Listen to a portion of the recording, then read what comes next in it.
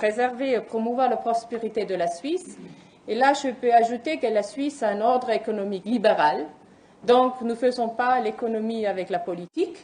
C'est plutôt, nous nous engagerons à un cadre transparent international et à libre-échange pour donner un cadre transparent et aussi une prévisibilité aux entreprises suisses comme acteurs dans le monde.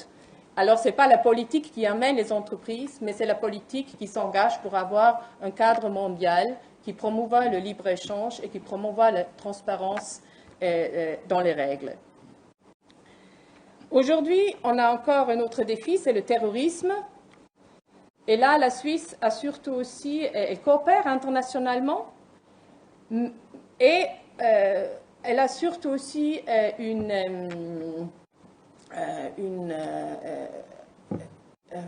la communauté internationale voit la Suisse aussi à cause de son engagement des droits de l'homme et du droit international humanitaire. Donc pour nous, le terrorisme, ça se lie à la promotion des droits internationaux, à la promotion des droits de l'homme, à la promotion aussi de droit international humanitaire.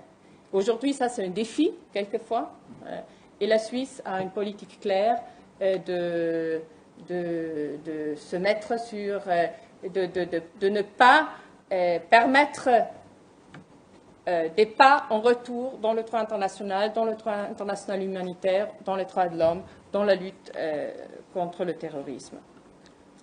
Alors, le deuxième but, elle contribue à soulager les populations du monde dont le besoin et à lutter contre la pauvreté. Ça, c'est notre politique de coopération.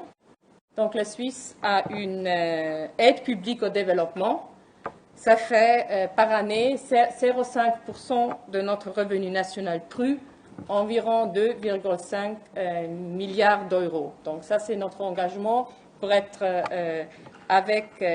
solidaire avec la communauté internationale. Troisième objectif, elle contribue à promouvoir le respect des droits de l'homme et la démocratie. Ça, c'est lié un petit peu dont j'ai parlé avant, donc la Suisse qui s'est toujours engagée pour le droit international, parce qu'elle est convaincue que la promotion et la défense des droits de l'homme et du droit international humanitaire font partie des fondements de la politique étrangère de la Suisse.